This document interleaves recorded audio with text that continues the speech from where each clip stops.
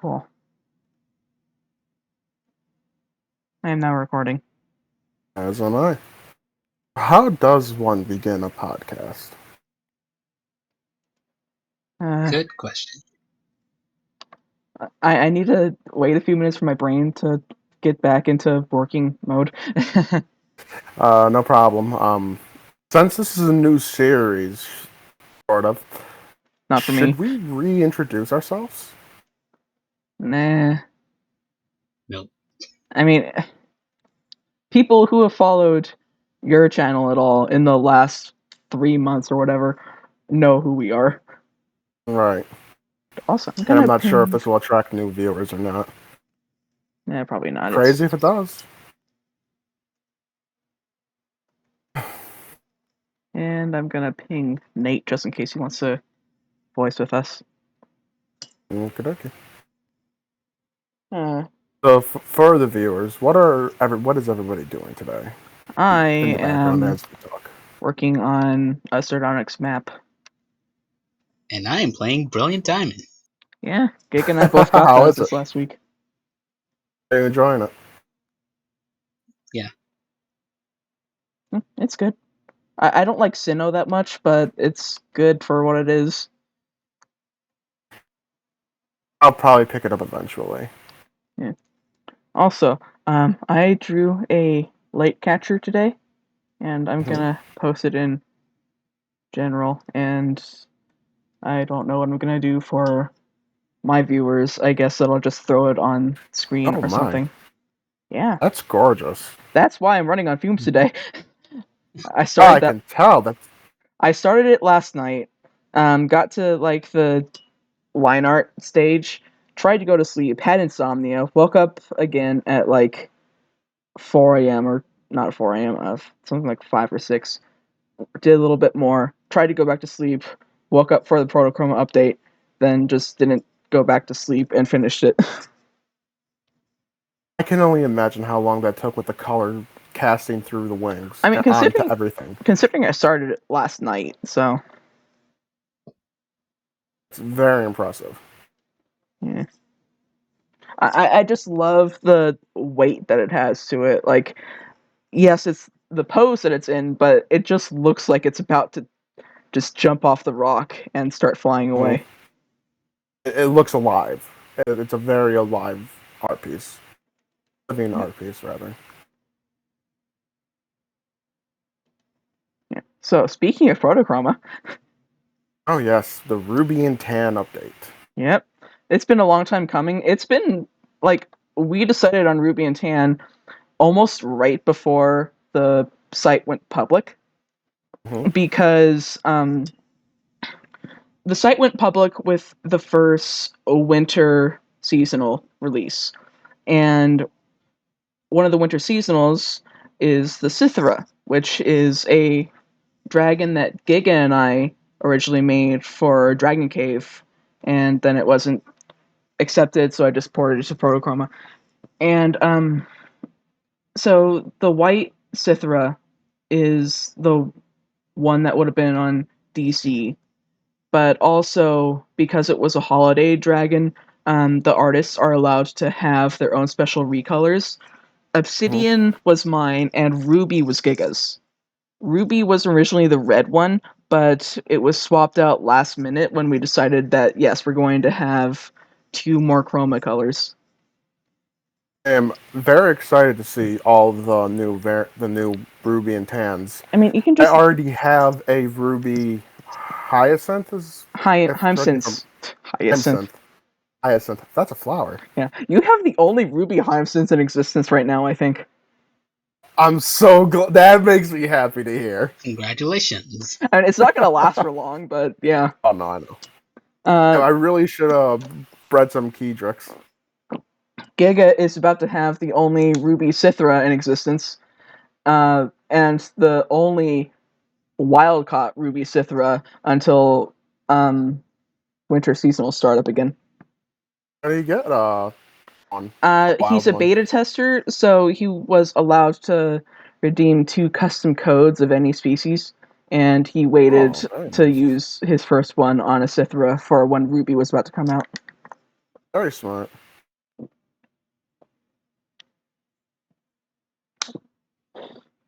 Yeah, I am currently being fueled by caffeine and spite, so Right. That's a powerful, powerful emotion. yes.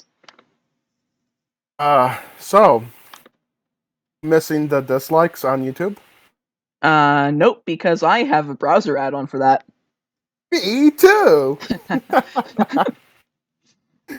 I was so happy about that. People bitching about it and on Twitter and stuff, and it's like, I'm gonna just have this browser thing. Yeah. For our viewers, it is literally called Return YouTube Dislike or something along the lines. It is Yeah, available it's for like you it is available for both Chrome and Firefox. Go get it. definitely don't let YouTube get their way with us. Yeah. I am currently mapping a cave, and by cave I mean a mountain. I decided to mine in Avorion today. It's a very boring thing, and I can just autopilot this in my mind. Yeah. Let me just screenshot this and show you the deepest level of the cave because I fucking love how it came out. Could I know when it's up because I have to tab out. It is up. Okay. Oh my god, I love the crystals. Yep. We are having a special Altaran variant show up in this floor specifically, and I am not going to say what it is because it's mild spoiler, but I will post its sprites in a moment. Well, I know its existence. Theoretically. Okay. Hang on. While you're doing that, speaking of forms, did you all see Hisuian Voltorb? I just saw it a Yep. couple hours ago, yeah. What do you both think of it? It's okay. I really like it. I'm mostly mad because the fact that it was like called by a leak, specifically an electric grass Voltorb, I think it was. Mhm. Quillfish is also on that leak, and I'm mad because this means that I have to do more stuff for Altaran and Quillfish. That means I have to make more cries for them. Yeah, but like Quillfish is getting an evolution, which means I'll have to port that to Altaran Quillfish, and it's. I just want to see Hisui and Arcanine. So do I, so bad. I need to know what that's to what's do sad. for the Mega. Or Arcanine? Yeah, Altaran or Hisuian? Hisuian, I say go full on Shenlong Dragon. maybe. I have a feeling it's going to be either going to be the Guardian Lion or it's going to go more Dragon. I say if you're going to make a Mega Evolution, just make it like Shifu Lion, or not Shifu Lion, a Shenlong Dragon. Oh, like Hisui and Arcanine is almost definitely gonna be a Lion Dog. So Very excited to see it though. yeah, Part of me hopes we don't see it until the game comes out. that's annoying. I know you want to get ahead of the art. I just want to know what I'm working with.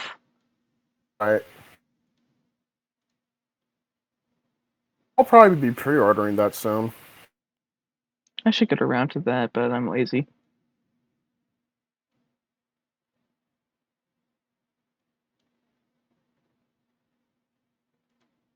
Yeah, I'm going to make sure I post screenshots to dislikes so everyone sees what's being disliked and what's not.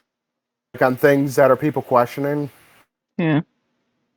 Like I know there's a new show. It's called Santa Inc. It's on HBO. Yep, and like YouTube actually intervened and disabled comments on that video because people were being quote unquote mean.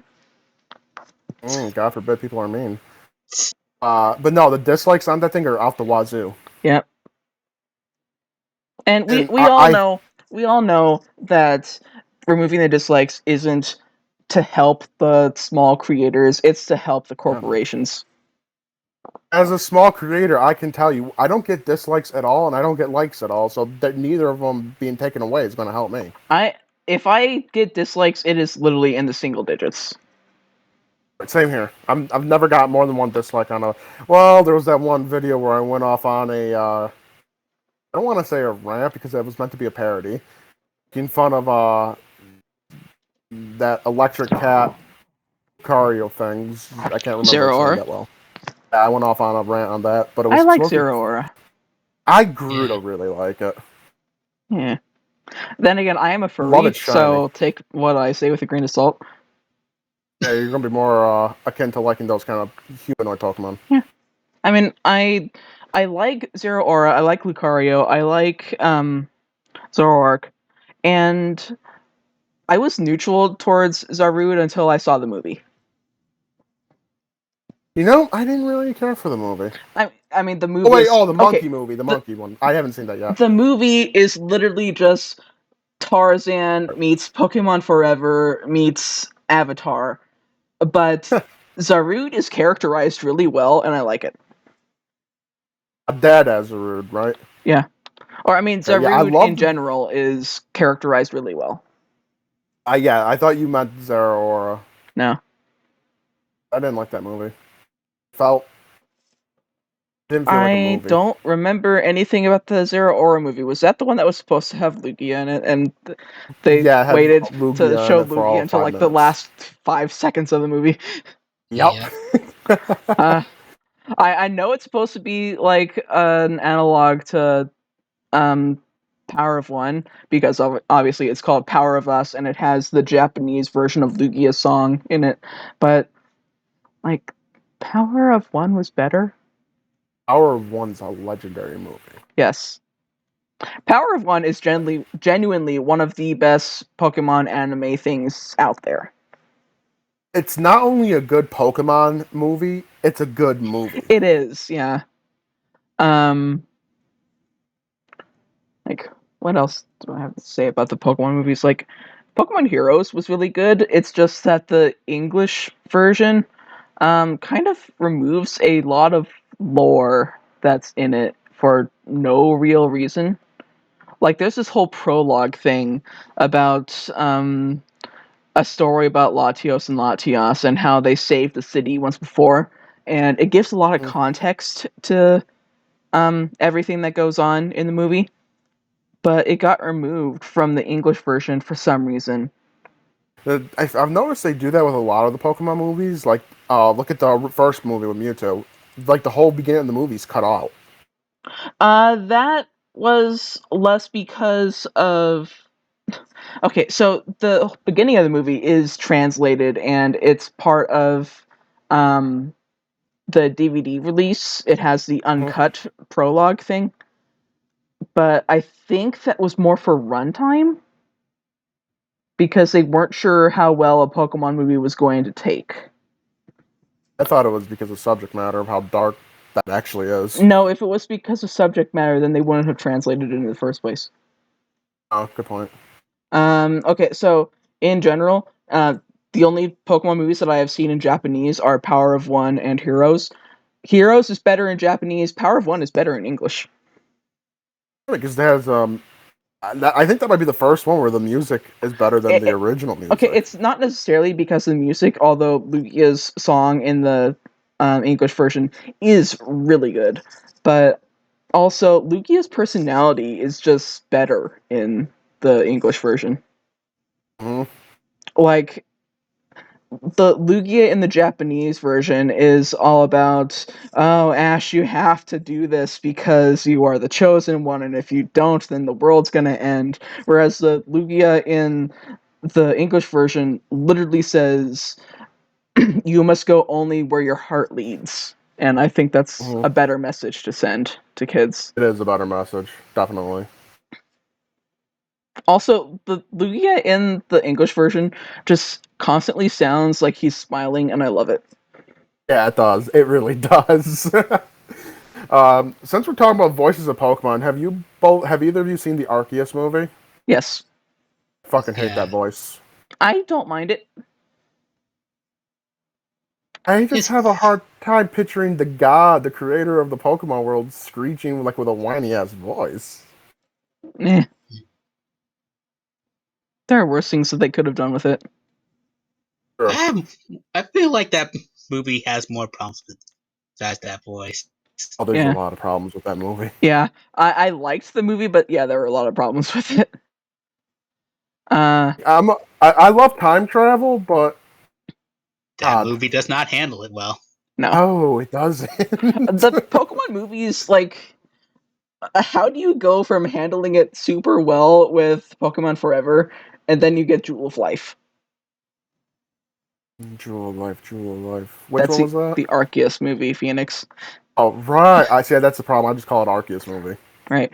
There's also the fact that the Arceus movie was part 3 of a trilogy. Yeah.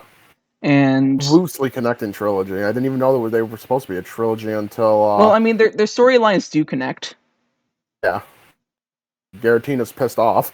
Yeah.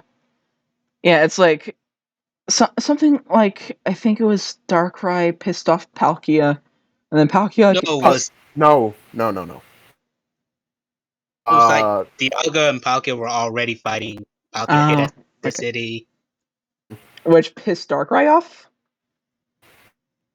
Yeah, because Okay. Darkrai's like the guardian And of the then, city. like, because Palkia and Dialga are fighting for God knows what reason, that pisses off Giratina, which in turn affects It's because Shaman. they're like destroying reality Yeah. because of their fight, and that's what pisses Garatina off. Yeah. And then the Giratina starts fighting them, and then Arceus basically comes out, and It's pissy at humans for some reason. yeah. Well, I mean, Arceus has a reason to be pissy at humans. Oh yeah, to be they fair. have good reason. which really only just shows how gullible Arceus is. Yeah. Hey, can we just appreciate that I'm not appreciate, but just like point out Heatran was such an underused Pokemon in that movie. I don't care about Heatran. Yeah, what was Heatran even doing there? Existing. What is Heatran even supposed to be? I don't know. It's some weird frog turtle thing. It's like every Pokemon has like a design, you know what it's supposed to be inspired of, and then there's Heatran. It's Okay. just like To be fair, a lava rock. To be fair, not a lot of people know what Arceus is, and no, he's not a llama. Llama?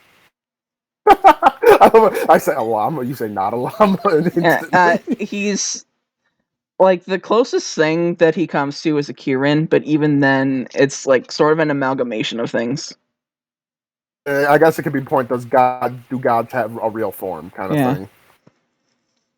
And that what we see is not even his true form because he's supposed to have 1,000 hands, and I know that's the unknown.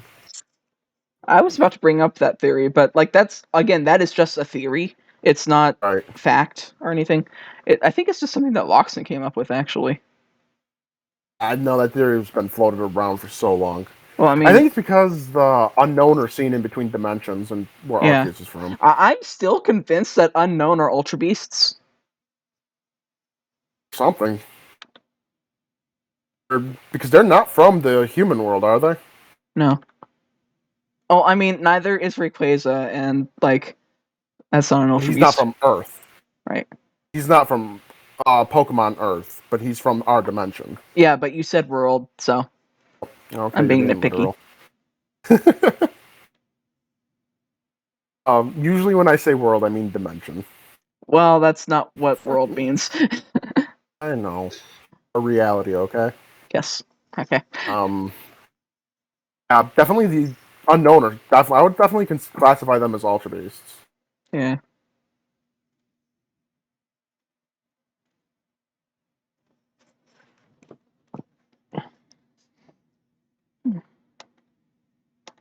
But yeah, like with Pokemon Heroes, there's a lot of reasons why the Japanese version is just better than the English version.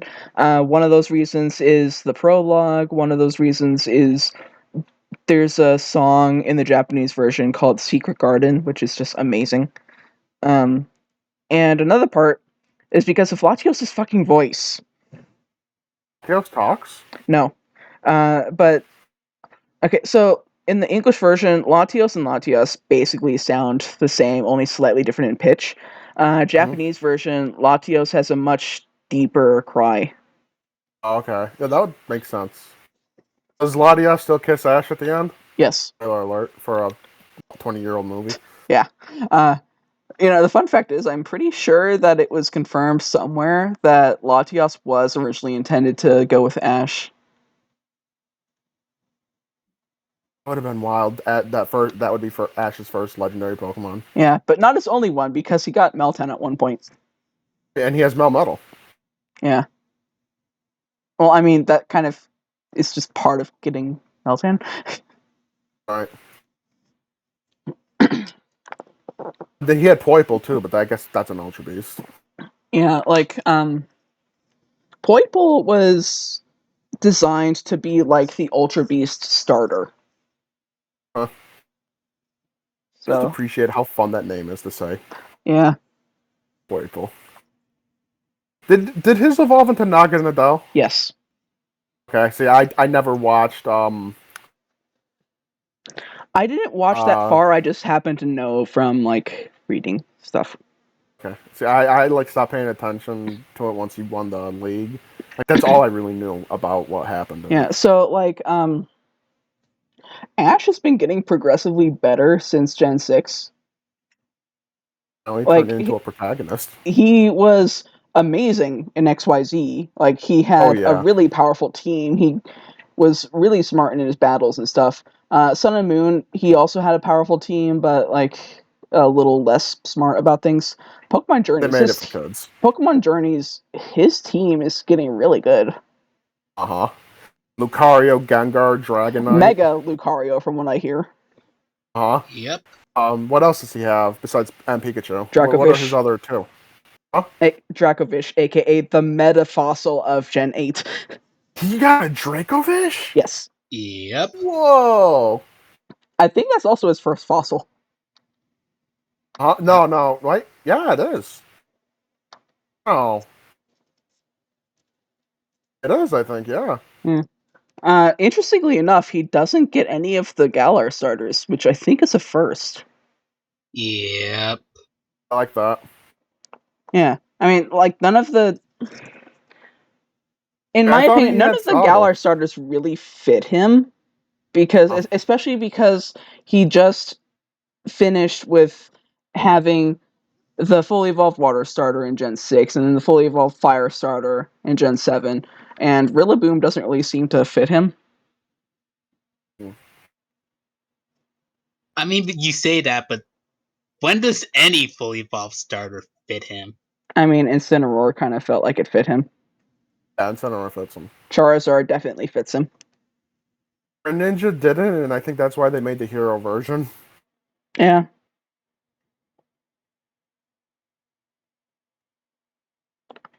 And, I would say that Sceptile sort of fits in because Ash's Sceptile feels like the protagonist of its own story.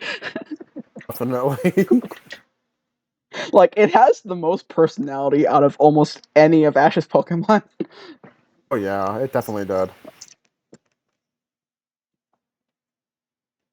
And did any of his starters evolve in Gen 5? I didn't watch Gen 5. Tepig did. Tepig did? Okay. Pignite or Ambor? Pignite. Right. Okay. That was a bad season. Yep. So I heard. Of all the generations too, that's the best generation. It gets the worst goddamn anime. Yeah. There's an AU of if Ash actually woke up on time, and it basically retcons the entirety of the Gen 5 anime, and even kind of flips it on its head a little bit. And where can I find this? I don't remember who made it. That sounds awesome. Just look up on YouTube, what if Ash woke up on time, and it's this whole series. Oh, definitely will. That sounds amazing. Yeah. As far as I'm aware, the Gen 5 one is the most recent one, but I haven't looked in a while, so the person may have made Gen 6. And I'm looking forward to seeing what the Gen 6 one would be, because the gist of this is that if Ash woke up on time, he would have a Blastoise right now. Mm-hmm. Not a Pikachu. And some of his captures are different because he actually has a Pokemon that is not only obedient but also trained to be easy to raise. Mm-hmm. And like he'd have an easier time with Brock. yeah, like that was like one of the first things. He wouldn't need to cheat against Brock. He would I be able wouldn't to. call that cheating. He used the field to his advantage. He wouldn't like. He wouldn't miss out on that random Pidgey that he tried to capture and failed because Pikachu is a little shit. Mm-hmm. So he does eventually still have a Pidgeot. I forget what he did with a Pidgeot, but whatever. It definitely just change one little thing. The butterfly effect that ripples across the whole thing. Oh yeah. My favorite part was when doing the Gen 5 anime version. Who was the person who had the Snivy that just kept wrecking Ash? Mm. Yeah, so did you say Trip? Yeah. Okay, so like the gimmick with Trip in the actual Gen 5 anime was just he keeps beating up Ash until like the final battle in the league, at which point Ash wins. But in the AU version, Ash keeps beating Trip until the final battle where he gets overconfident in the power level gap between his Blastoise and the Superior, and he loses in the prelims. Which is kind of So he hilarious. he doesn't become a god trainer. Right. Like, this person actually puts thought into how Ash would develop and stuff like that, and it's actually really cool to watch. As someone who loves alternate history, I'll definitely enjoy watching that. Yeah.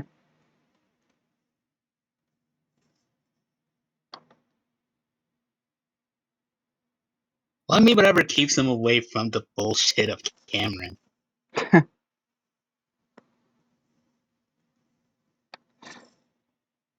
I'm definitely curious about Sinnoh, his alternate, because he had to go up against that jackass Tobias.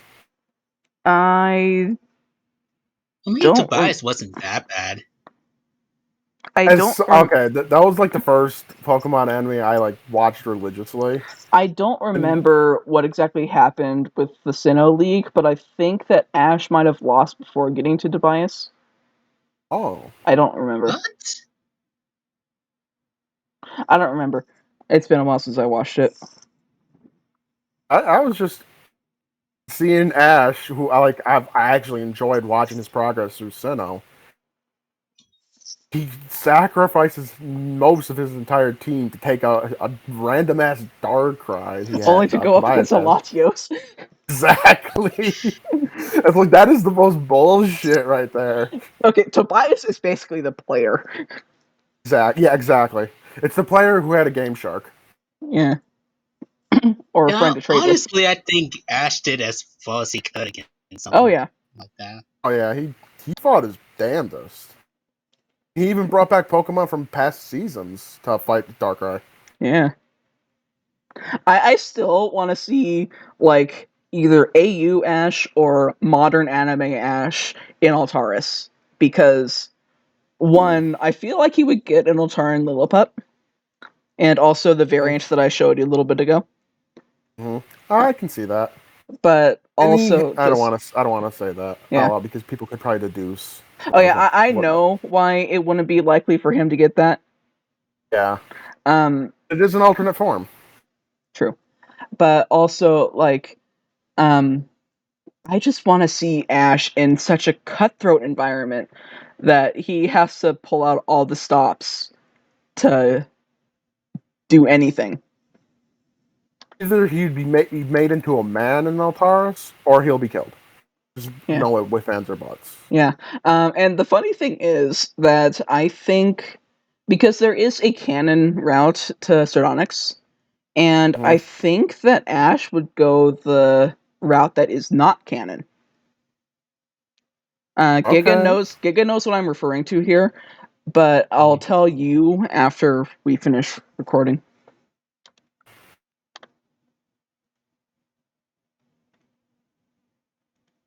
Yeah, like, just because of what the canon is. Mm-hmm. And I'm just going on a monologue and occasionally adding a rock to this cave. You're fine. I'm just floating through space looking for high value rocks. So. Mm. Also, And I'm just sticking around the ground. yeah, my viewers might notice that I have rock climb stuff here. I posted a image in the dev server, but like, I like the color transitions for those. yeah. Yeah, I'm just intentionally putting rock climb stuff here because I know that's late game, and like there's also strength prompts in here as well, but that's basically gotten immediately after going through this mountain anyway. So, if it's not spoiler territory, what is going to be your alternate HM item for strength? I'm curious. crowbar, I believe. Oh, I like that. That's actually a smart idea. Yeah, and I had this idea with rock climb and waterfall to make them both a grappling hook. So you get It rock works. climb at the same time as you get waterfall. Oh, it's just one and the same item. Yes. I also keep wanting a dive map, and I'm not sure where we're at with that because, like, Giga had an idea that I immediately took to, but I don't know if that actually means that we're going to have a dive map or not. But Giga's ideas are great, though, so regardless of if we have a dive map or not, I can't wait for that particular idea.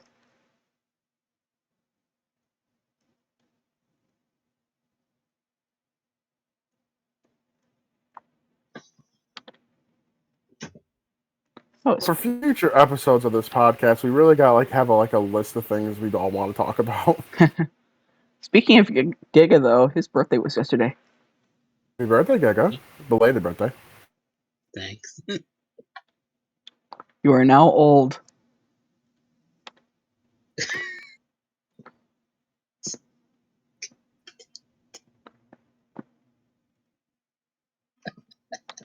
I love how you can't figure out how to respond to that.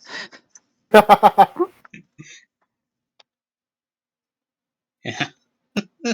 But it's like giving me a minor existential crisis that I'm just getting away from with humor. We're both getting there, Kalian. We're the same Yeah, age, that's the so we're both getting problem. there. Hurry, Actually, guys. I'm a tiny bit older. I just turned 28, and you're still 27. Yeah, like the problem is that I'm almost 30 and I'm still like nowhere further with my life than I was 5 years ago.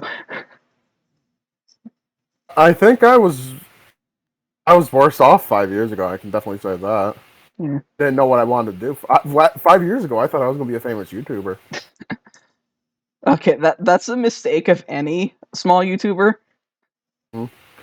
Oh, we all dream. Yeah. But yeah, like 5 years ago, I guess I wasn't involved with Protochroma because it didn't exist, and I don't think that Sardonyx was becoming a game just yet. I don't remember. When did we start Sardonyx as a game? I think 27, early 2017. Maybe? I don't know. It was like really weird because we were doing the roleplay first, and then the roleplay died, and then I started trying to do a Nuzlocke comic that was related to Sardonyx. And I just never got anywhere with that. And then we tried making a ROM hack, and that quickly fizzled out in favor of RMXP. Because a lot of the stuff that we're doing in this game is not possible with the current ROM hacking tools. Right. Yeah, I can definitely understand that. You're basically making a whole game. You are making a game from the ground up. Well, we're using Essentials, which is a good framework. Like, basically, all Essentials fan games are Pokemon Essentials ROM hacks.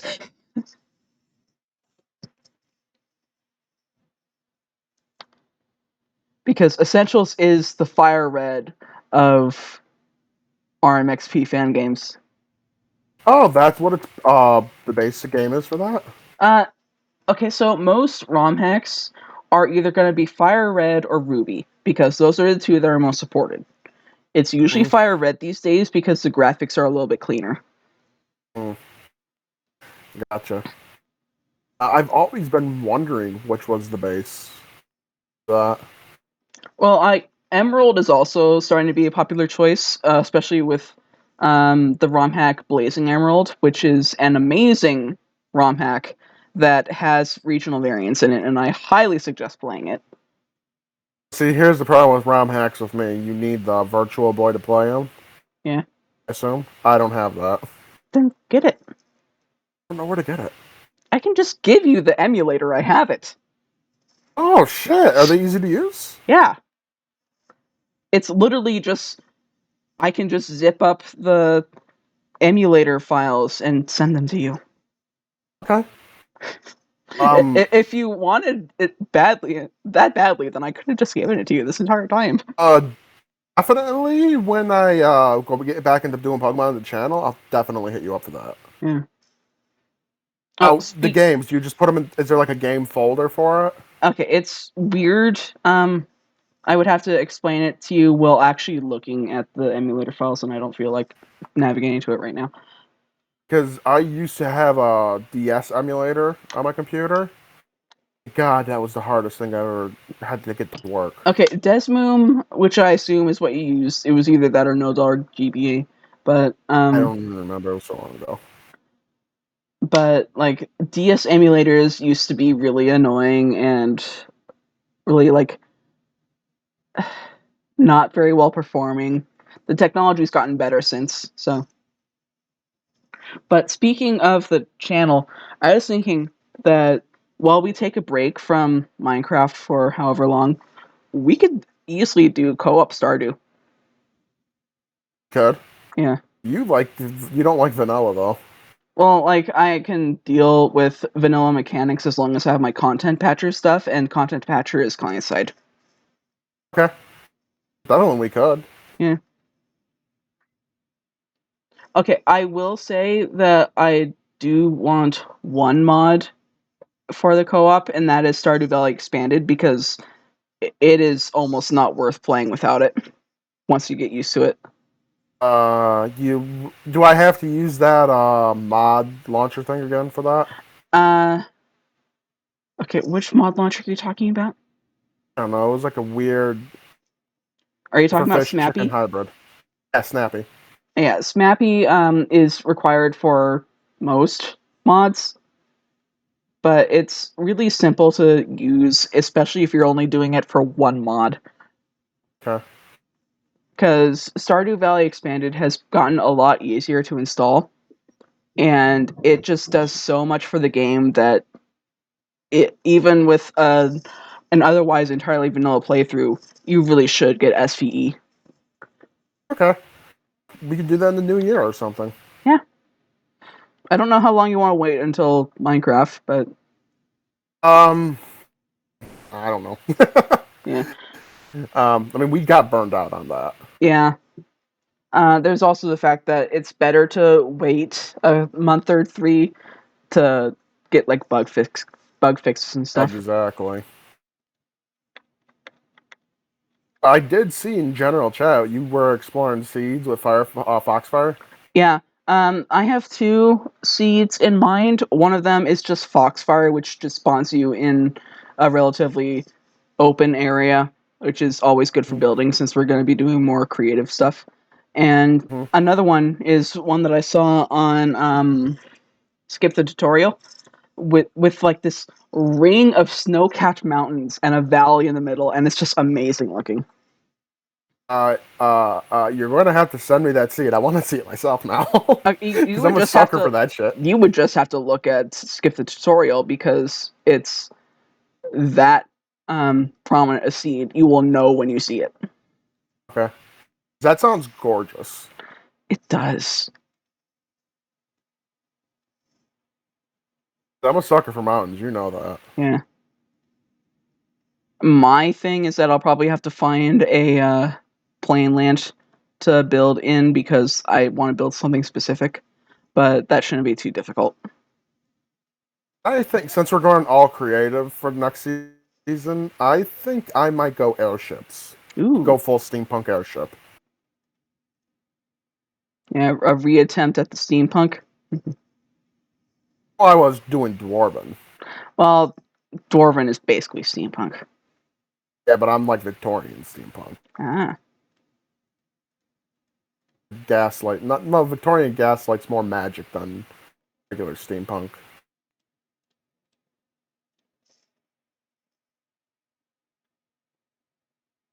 Damn, this is a big asteroid. Anyone actually watching and not listening? This is why I don't do mining on screen in Evolium.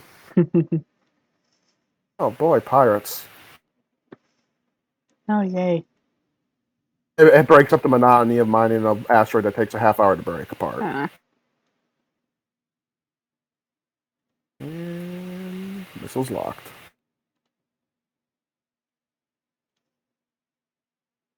My eyes are achy. Mine were too earlier today. Well, my eyes are just achy because I haven't slept very well. Oh. You wear glasses? Yes. Oh. Why? Because I've noticed achy eyes and glasses can go hand in hand sometimes. Yeah. My prescription is actually too good, apparently, and it just strains my eyes because they're focusing too hard or something like that. I think my mom had that exact problem with her glasses. But They also, were part of it is because I'm always staring at pixels all day. That's why I'm afraid my eyes are going to get shot someday. Well, you do art traditionally instead of digitally, and that's like the main thing that I'm referring to here. I also live on the screen. Yeah. But like the most that the average person does as far as that kind of thing is just like reading things. And meanwhile, I'm doing very specific, like high intensity aesthetics or whatever you want to call it. You're up close then. Yeah.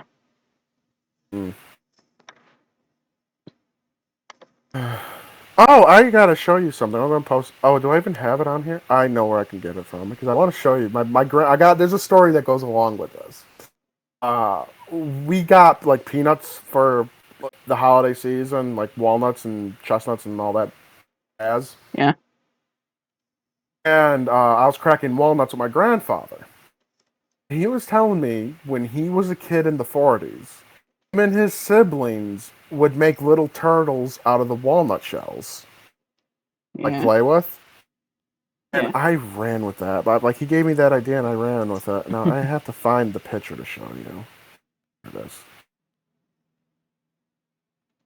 This might be the tiniest needle felting thing I've ever made. I gave it to my grandfather. He absolutely adored it.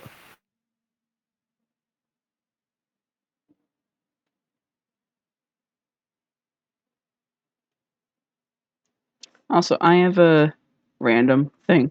Oh, that's adorable. Thank you. So I found in a store recently a type of candy that I had been looking for all over for like 5 years, and I like never see it outside of like online stores.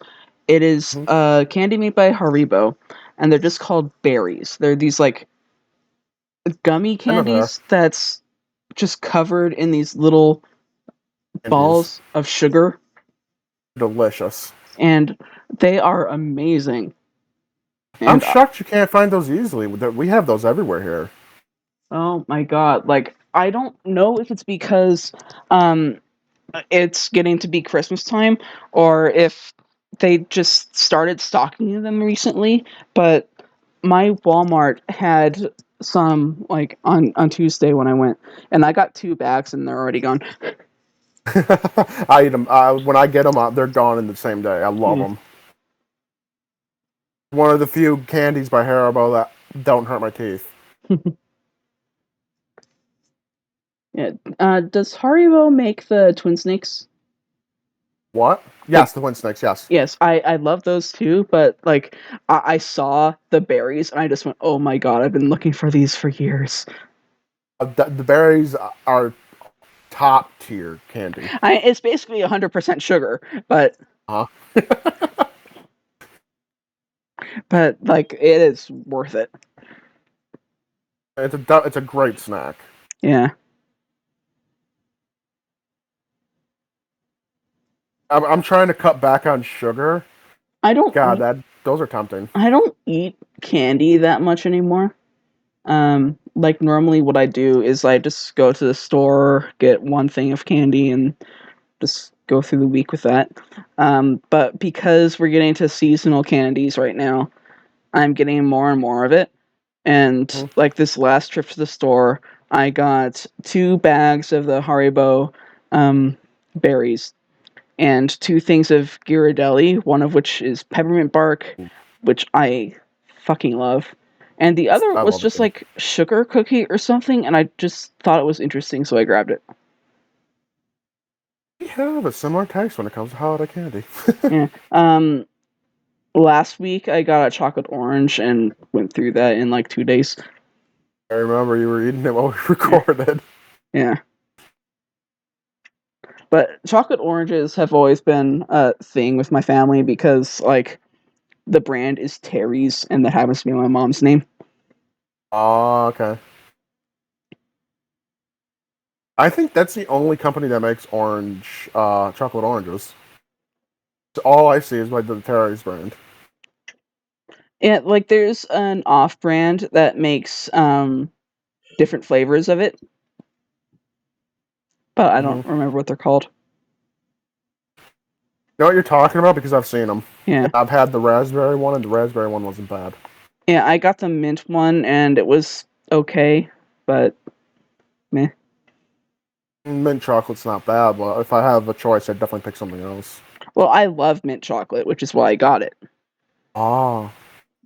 Like Andes? What? Andes mints? Oh, I love those. Me too. But those are specifically like creme de menthe, not necessarily just mint flavor. Right. What is the difference between just mint flavor and creme de menthe? Well, I think that creme de menthe is inherently like more cream/milk content because that's what creme means. Okay. I do love me a good. I remember they made a toffees Andes mint. Huh. Like there was no mint; it was all toffee instead. See, like I associate Andes mints with advent calendars because that's what we always stocked ours with. Oh, it's cute. That's fun. Sorry, another candy that I associate with the holidays, even though I'm not sure if it's strictly seasonal, is almond roca. That is strictly seasonal. I can never find it outside of the holidays, and I love that shit. I can't find it in general. At Christmas time, Walmart sometimes gets it in here. Yeah, never like any other season. Yeah. I love almond roca, I just never see it. It is rare to find. Yeah. And then, of course, around Valentine's Day, I just send Giga whatever. One time, I sent him just this thing that I saw at Walmart around, like, I think it was around Christmas time, and I just saved it until Valentine's Day or something, where it was just this game controller made out of gummy candy. I've seen that before. I've seen that before. Yeah, I got one. Walmart really does just have all the same stuff in every store, doesn't it? Yeah, I got one for him and one for me, and like that was just way too much sugar. Was it shitty gummy or was it a good gummy? It was okay. Oh wow. There's a lot of shitty gummies out there, so it's nice to hear you found a good gummy. Yeah, but I think like he even messaged me when he got it and was like, "Really?" That's cute though. Does that ring a bell, Giga? Yeah. There was another time, like I think this was the first time that I sent him stuff for Valentine's Day, and he would not tell me what kind of candy he liked aside from just like fruit flavored. And I just kind of grabbed a bunch of stuff, threw it in a bubble envelope, and put in a note saying, "You didn't tell me what you liked, so you're getting one of everything." Oh, you like fruit stuff, Giga? Yeah. I want to find another bag of those Haribo berries and save them to send to you. Wait, Okay. he's never had them? I don't know. No, I don't think so. Yeah, so I it's just become a thing that I just send Giga candy for Valentine's Day. It's cute.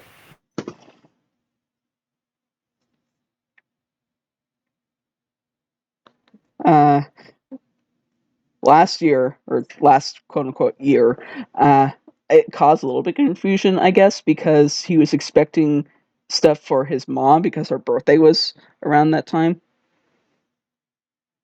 or something like that. Yeah. Uh, Yeah. it's funny. My mom's birthday is a couple days before Valentine's as well. Anniversary's also the same week, which makes it hell for my dad. That's the best advice he's ever given me in life. Never marry a woman on the same day, on the same week as her birthday and a holiday.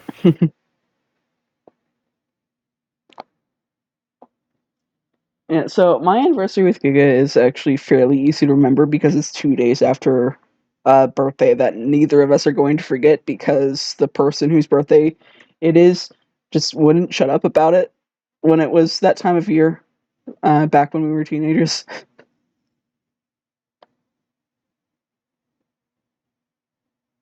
Then it's like also 2 days before Halloween. That too. The 29th of October. Yeah, So that is easy to remember. it is. A sandwich between 2 days. We'll Yeah, always remember. a sandwich between Shadow's birthday and Halloween.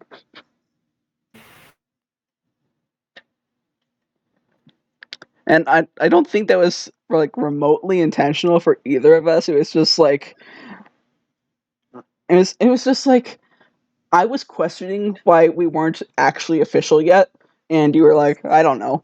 And so I was like, so why don't we just make it official?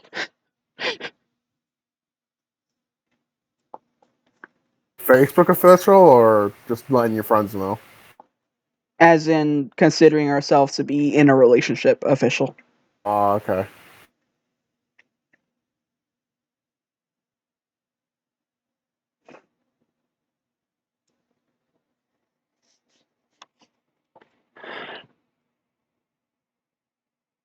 Awkward silence. And the sound of silence. Yeah.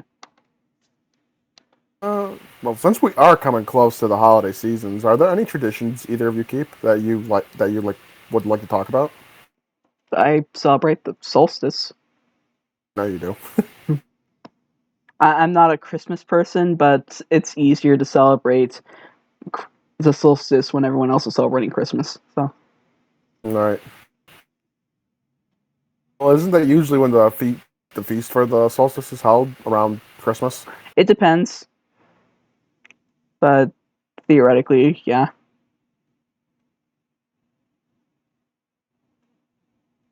Saturnalia is also Christmas too, isn't it?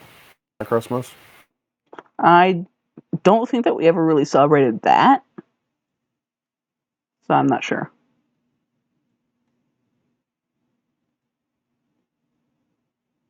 Uh, yeah, I think about it. I don't really. The only Christmas traditions that my family has ever kept is the way we like gift giving. Hmm. It's just spaced out from the 23rd until Christmas. Ah, The 23rd, my parents would exchange their gifts. 24th with my grandparents, and then the 25th is when I would do it because I'm an only child. hmm. So. Yeah, something that my family did. I think starting when I was a teenager, because I could actually understand the tradition at that point.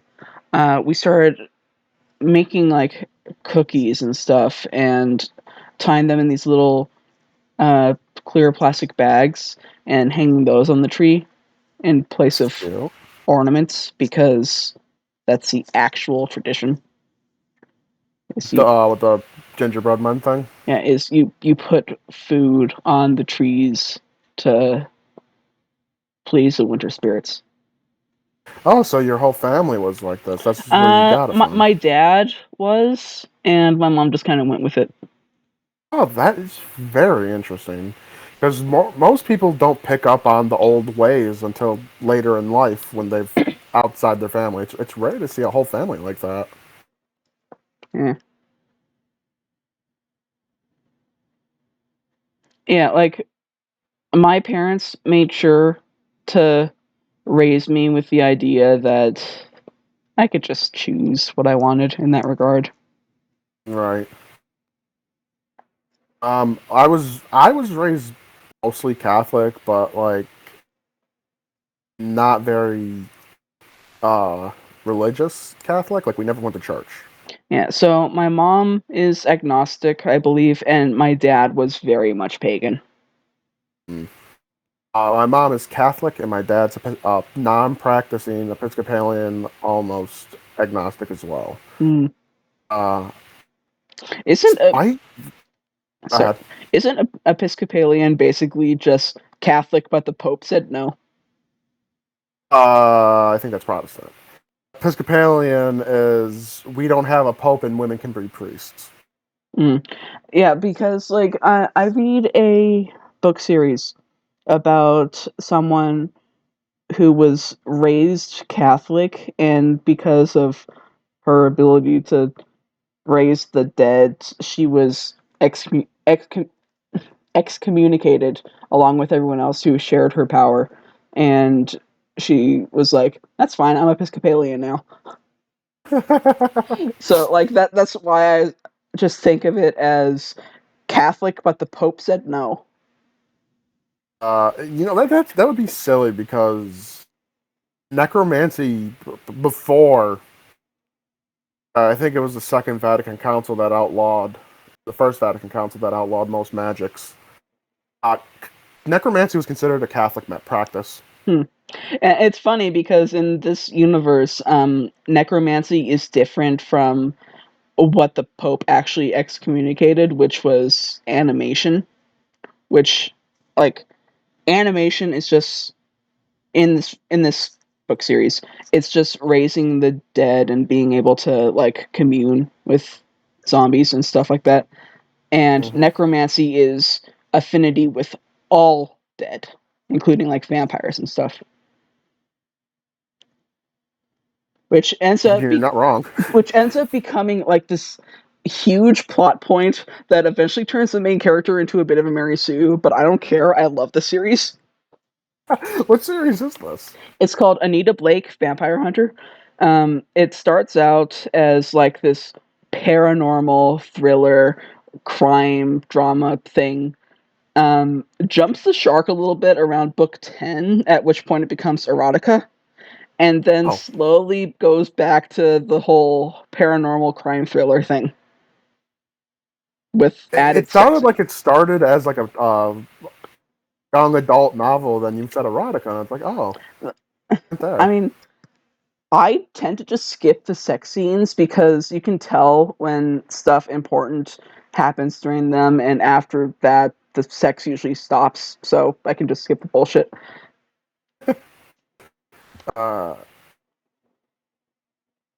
Sounds like a good series. It is. I love it. I normally don't like the Mary Sue trope, though. It's not terrible. It's not terrible in this setting because it's a. How do I explain this? Like, It's self-aware that she's a Mary Sue. yes, kind of. Okay, And it's okay. it's not like she's completely invincible or anything. Because that's one thing I try to be careful with when I do my little bit of writing that I do now, especially if I'm going into high fantasy. You have to make sure you don't create a character that's protagonist should be killable. Yeah. My favorite character in the series happens to be in like 4 of the first 5 books, and it's just he reminds me of one of my characters so much. Because, like, I need to find a quote because... Hang on. Completely coincidentally, because this book series was written before this was a bit of a loaded name when it came to vampires, this character's name is Edward. Oh. I can't shit on the Twilight series because I didn't I mind actually it. like the Twilight series. I enjoyed the movies. I will admit it. Okay, let's see. Okay, here's a small passage. I don't think they're good written. Entertaining. They're entertaining, and they're not supposed to be like this masterpiece of literature. It's just fantasy fuel for teenage girls. Anyway, here's a small passage from the book series. Maybe it's a clue, I said. A clue to what? Edward asked. I have no fucking idea, but it's something different in the pattern, and different is something. Do you want to go look at the shed? He asked. No. He smiled. Want to go look for clues in a shed that was full of decomposing bodies? When you put it like that, how can I resist? I like that. Let's see.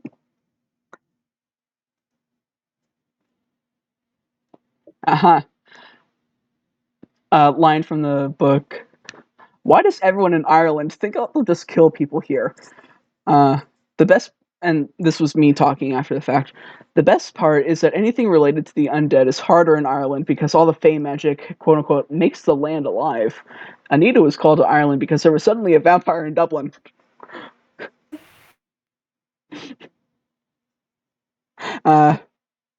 Okay, so context for this one is that Rourke, I think, is a bad guy, if I remember correctly. Fuck, I said. Do not curse in the church, Marshall, Rourke said. Funny. Yeah. Okay, I need to actually like post this one because I'm not gonna be able to say it without laughing. Okay, I'll try reading it out loud then.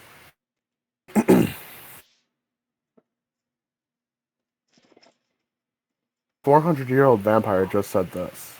I think ma petite. The phrase you're searching for is badass. Wow. That was super out of character for that vampire as well.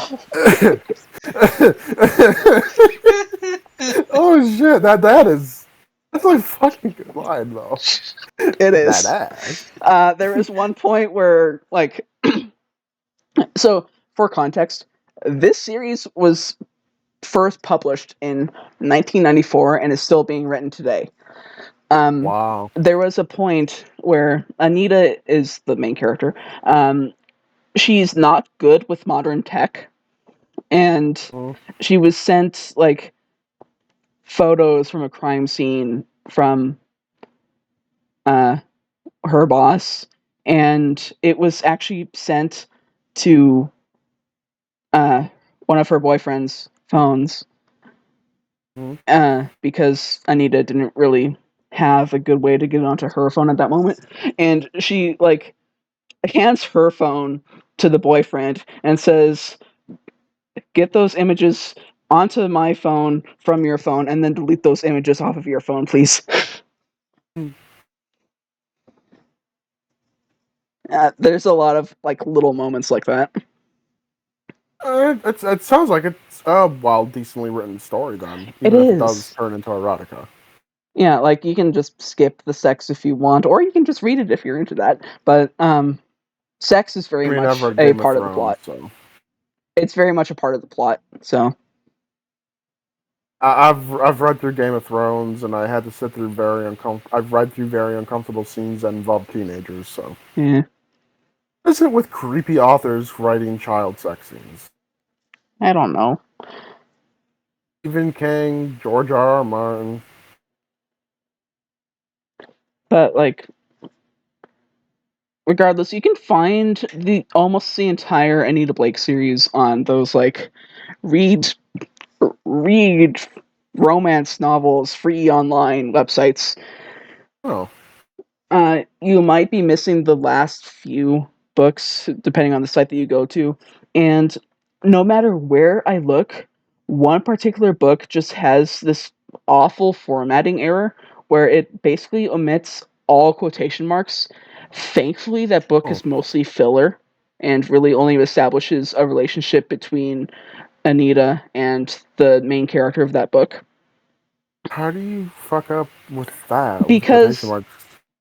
because it's not like the book has all quotation marks omitted. It's just like these websites basically steal from each other all the time. Someone like transcribes the book and puts it online, and then all these websites just basically host mirrors of it. And you gotta give people credit to type out an entire book. Yeah, most of the Put it time it's online. copy pasted from like ebooks or something, I think. Oh, okay. Okay, because I was about to say, if you're sitting there, I was about to say, that's some dedication.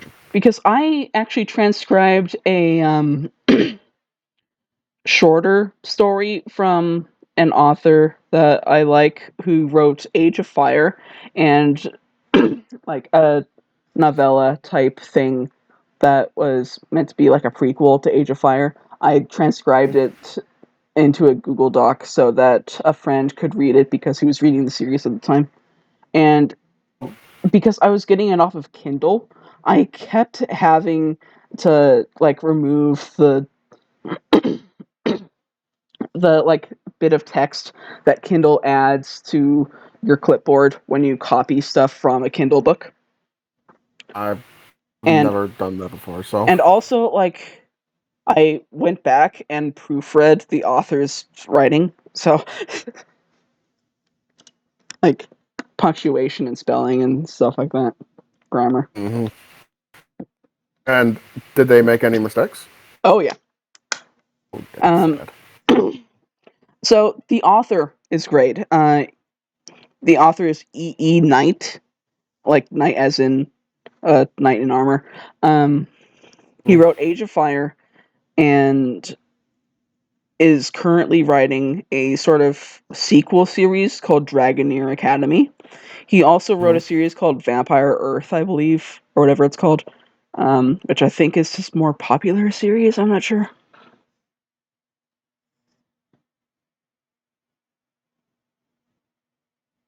And how many mistakes did you find of his? A lot.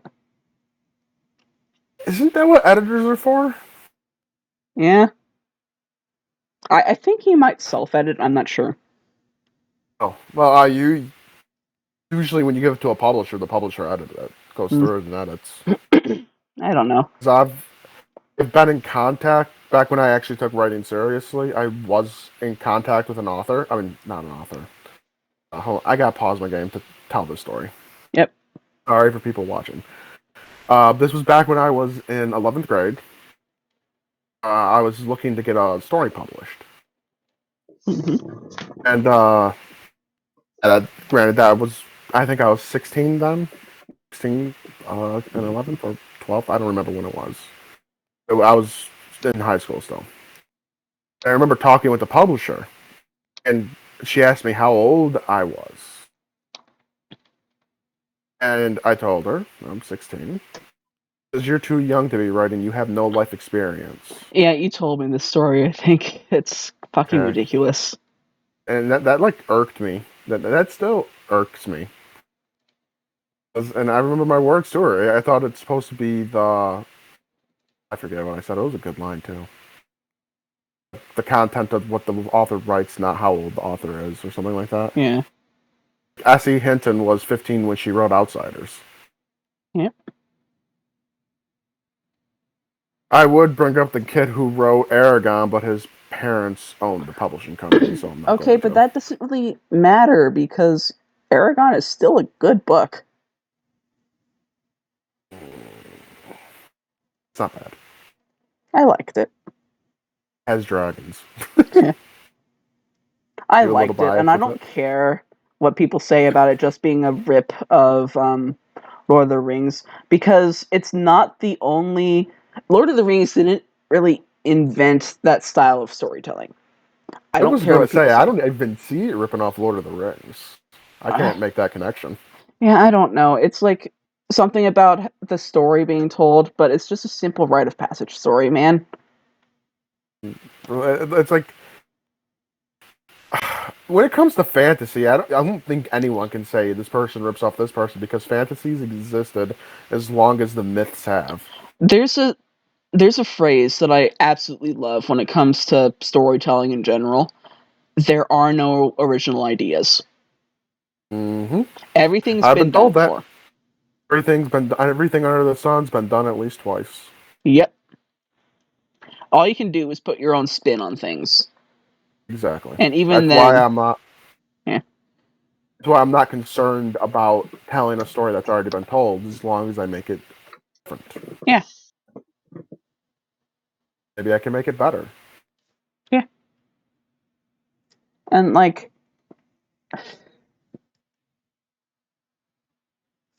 at the end of the day, for example, Sardonyx is a gang war murder mystery, essentially. And that kind of story has been done before. Yeah, it's one of the oldest stories known to man. Yeah, that kind of story has been done before. It's a Pokemon game with death and crime in it. That story's been done before. Mm-hmm. What we're doing is combining the two. And also, I think your storytelling is better than a lot of these other Pokemon fan games. Well, it would be bad form of me to agree with that.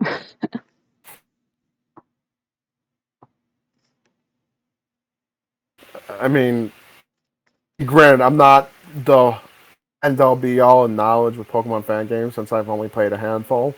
Yeah. I've watched a handful too, watched Let's Plays. The stories are bad usually. Yeah. I mean, I fully admit that we are fucking edgy. But we're also kind of parodying a lot of things. You use edginess the right way.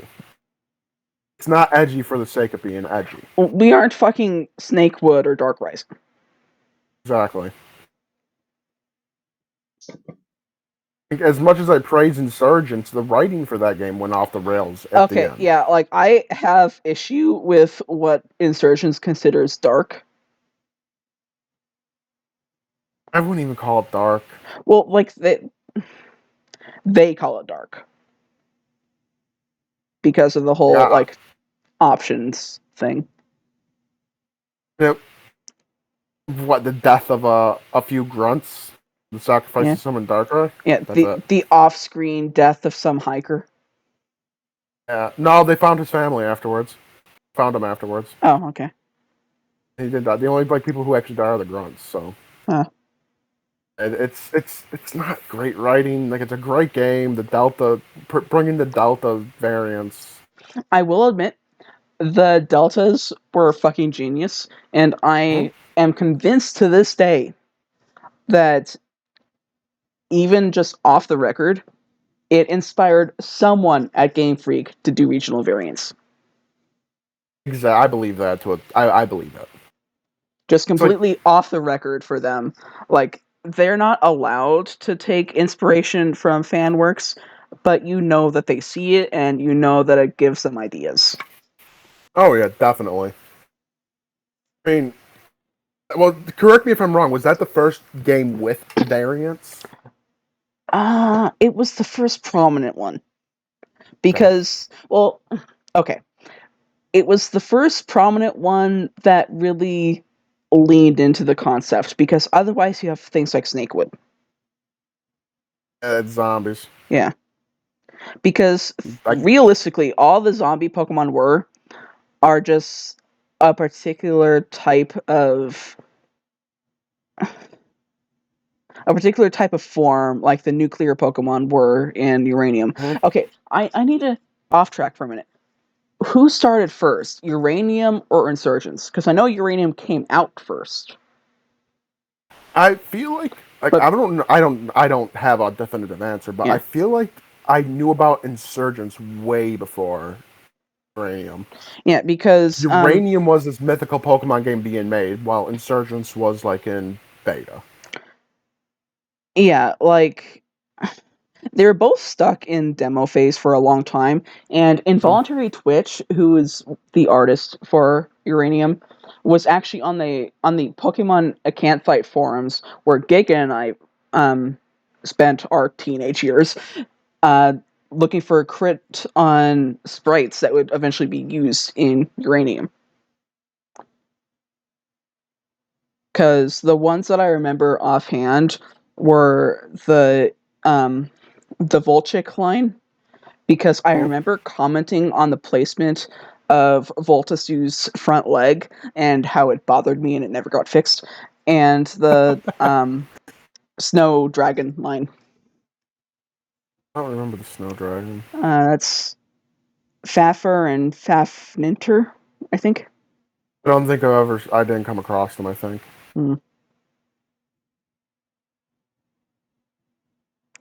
Yeah, like I distinctly remember Twitch posting those in the art section on the Pokemon Acanthite forums, just looking for crit.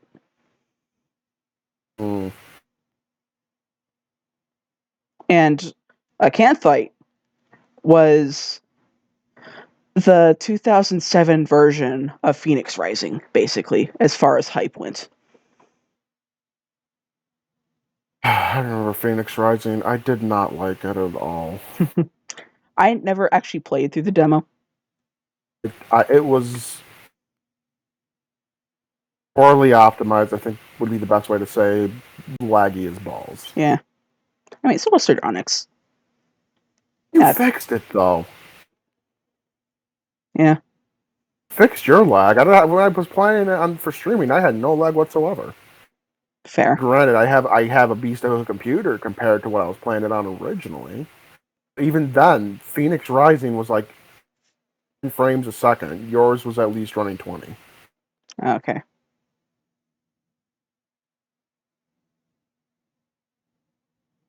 Yeah, so it's kind of a toss-up between Uranium and Insurgents as to which of them had the idea of variant of Pokemon first. But I think that if we're considering nuclear Pokemon to be variants in any sort of capacity, then we have to count Snakewood. True. And Snakewood I know came first. Yes. I would like to pretend it doesn't exist, but that's just me. I will say that Uranium and Insurgents were possibly the first to have the variant alongside the base Pokemon, because what Snakewood did was, because of like ROM hacking limitations and memory issues and stuff, is it replaced the Pokemon with their zombie versions. I just remembered Entei evolved from an egg in that game. Yep. It's like the egg could turn into the legendary beasts or unknown, depending on the stone you used. And unknown was actually good.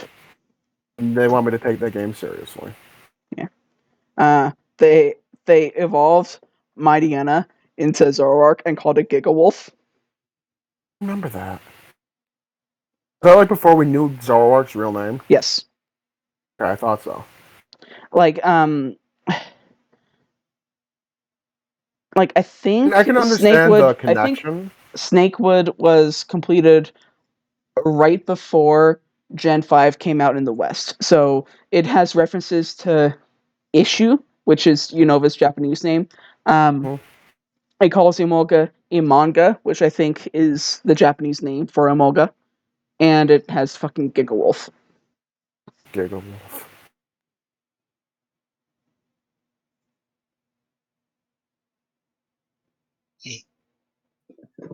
Didn't it also did not have had Zoroark's real name now, Dan? Oh, is that Giga? How would they not have had it known his real name? I don't know. I know that Zoroark was in a lot of promotional stuff. It was. Yeah, It was the Gen in 5 Zoro Lucario. were they were literally the first Gen 5 Pokemon revealed. Yep.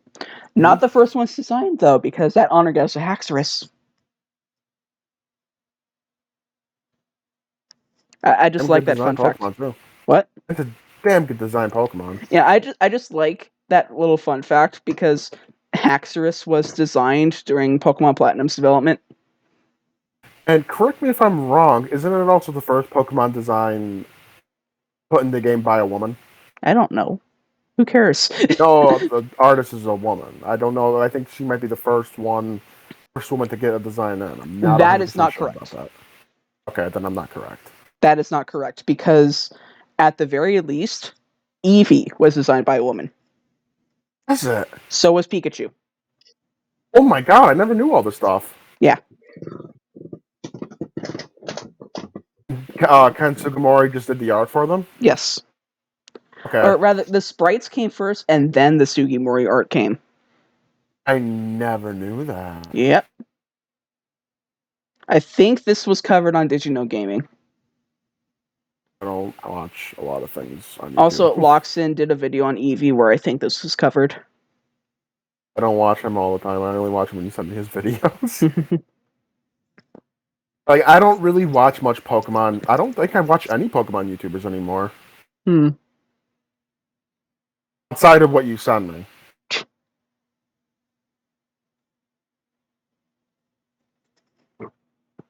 Like, I used to watch Shady Penguin all the time and King Nappy. I don't watch either of them. It got bad because one came out as a child fiddler. Ah. Wait, was that Nappy? I vaguely remember something about this. It broke the whole Pokemon community and it went to shit ever since. Listen, all I know about Pokemon community drama is for Lizify got banned off of Twitter at one point. Yeah, because he was posting Nazi shit. And we mean actual Nazi shit. Yeah, like he went full Nazi. Yeah. Not what the left calls Nazi. Which is everything. I vaguely remember when he got banned. I thought it was the funniest shit in the world. He finally got taken off Twitter. Yeah, and I was just commenting, okay, this is funny, but it also sets a kind of worrying precedent. Your concern was spot on because look where we are now. Yep. I assume you're not following the Glistine Maxwell trials at all? Nope, but I am aware of them, and I believe that it was Nate that said that, like, the main reason that the Rittenhouse trials were so widely televised is they wanted to draw attention away from these other ones. Uh-huh. And there was a Twitter account that was documenting the case for Maxwell. And it got banned. And then, immediately reinstated. Oh, it never got reinstated. That was another account, backup account. Okay. Yeah, I found that out afterwards. They released info that the FBI had all this knowledge for a long time. Did nothing on it. After that, they released that to the public, and Twitter just banned them. It's almost like they're covering up for someone at Twitter who I'd have known Epstein while he was alive. Epstein didn't kill himself. Yeah. I logged in to my art account today to post the light catchers, and for some reason, Twitter decided that it would be a good idea to give me a survey on how they handle political events. So you know how I would have responded to that survey. Oh, I'm sure you're on a list now by the Twitter Gestapo. Yeah. I think the main takeaway from the survey was that I selected Twitter should not be concerned with protecting the democratic process. Oh, it should have. No third party should be. Right.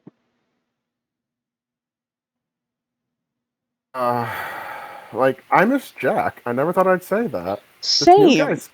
This new guy scares the shit out of me. It's like the devil you know versus the devil you don't. Exactly. At least Jack was a hypocritical asshole who looked like Rasputin. At least with Jack, we knew what we were in for. Like, Jack at Exactly. least pretended to care about free speech. This one openly goes against free speech. Yep. And since we are on the subject of free speech, I know I showed these quotes at the beginning of this episode, but I would love to read them out loud in a second. Mm-hmm. If you both don't mind me reading them out I don't loud. care. Okay. To express free speech is a double wrong. It violates the rights of the hearer as well as the speaker. Frederick Douglass said that. And I never thought about how much it actually violates the right of the hearer, because everyone has the right to hear something too. And we decide for ourselves if it's right or wrong. Yep. No one should be deciding that for us. Yeah, we decide what we want to hear. Mm-hmm. And like, it wouldn't be too far-fetched to say that most people don't want to hear the arguments of their political opponents, but it's important to have that choice, and some of us do want to hear that stuff. I want to hear the arguments of the political opponents, because if you don't, you're creating a hive mind. You're creating an echo chamber. Yep. Those are dangerous. Social media is terrible about this, by the way. Because of how social media algorithms work, you will almost always only get the stuff that you agree with, no matter whose side you're on. That's why I don't openly follow either side. I am mutuals with a lot of right-wing accounts, mostly alt-furry. Mm-hmm. Because for some reason, the furry community has labeled me as alt-furry, and I'm just rolling with it. For being a centrist, you're very alt-right. Yeah. This is why I don't always talk politics on recording, because even if you are a centrist, you're far right to those who have the loudest mouths. Yep. The center is getting pushed more and more right by the left, because if you would disagree with them on anything, you are considered to have right-wing views. Say that one more time? If you disagree with the left on anything, they consider you to have right-wing views. Right wing, get cut off. The mic cut off. Right-wing views. Yeah. And the thing is, things that are common sense are now considered radical. Yeah, like doing your own research. Exactly. I'm an information sponge. I love doing my own research. Doing your own research makes you a Nazi. Yep. Apparently. And this coming from the side that keeps telling people to educate themselves. It's ironic, ain't it? Yep. What else is there? Oh, did you? It was trending on Twitter that the Merriam-Webster dictionary says they changed the definition of anti-vaxxer back in 2018. Oh boy. To include people who are against vaccine mandates. Vaccine mandates didn't exist, to my knowledge, back in 2018. Okay, to be fair, I'm not sure what vaccine mandate encompasses, but I do know that you have to be vaccinated to go to public schools. That is true, you do. Yes. Those aren't mandate. Those are something with the school rules or something. Mandates are made by the government. Like if you want to go out, step foot outside your house without being arrested, you have to be vaccinated in Australia. That said, I don't feel like this happened in 2018, because I remember hearing that it was recent to 2020. Now, Merriam-Webster's lying, because I used the Wayback Machine and proved them wrong. Saying, why lie? What did they get out of lying about that? That's going a little bit into conspiracy theory territory. It's okay. Nothing wrong with conspiracy theories, as long as we're not talking about reptiles ruling the world. Man, I have okay. So Wim told me that she's pretty lax on creature names, like what people actually name their creatures, not the names of the creatures. But she's pretty lax on that, and the only time that she'll say no to a particular name is if it actually fucks with her getting ad revenue and stuff, because Right, Google, like racial slurs and because stuff like that. Daddy Google. And among the stuff that can get her in trouble is things like anything about 5G being dangerous, or about COVID not being real, or something like those kinds of conspiracy theories. And she said that as long as it's an obvious parody, like absolutely obvious, then yes, you can do it. Otherwise, you better not. And I asked her if a particular name was okay, and she said yes. And so I went to name one of my creatures a 5G lizard people.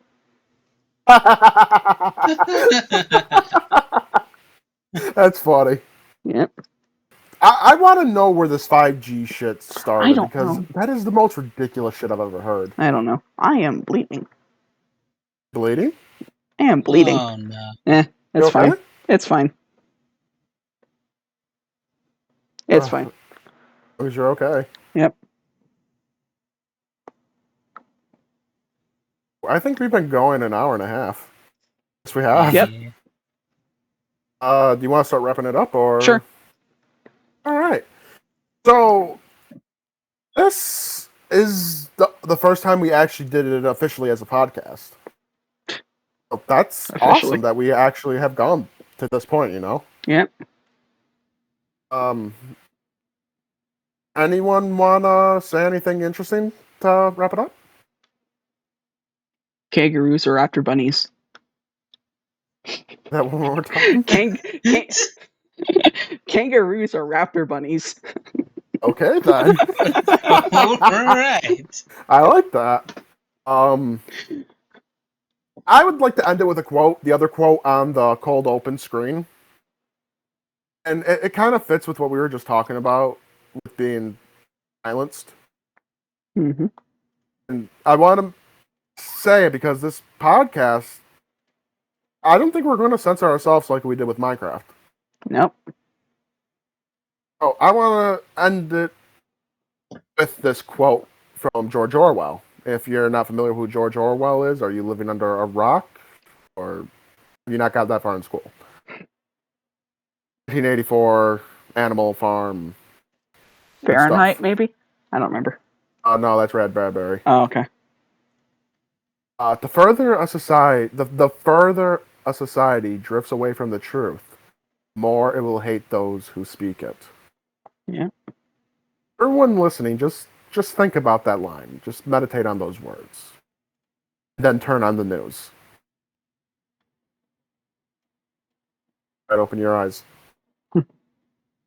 Oh, anyone want to plug anything? No. But I'll play Sardonyx? the reason I don't want to plug anything is because I think it would be perfect for you to end the video with the turn on the news line. I'll cut my video there then. Yeah. So I'm just going to end recording because Yeah. that's genius. Because what the fuck? Okay, whatever.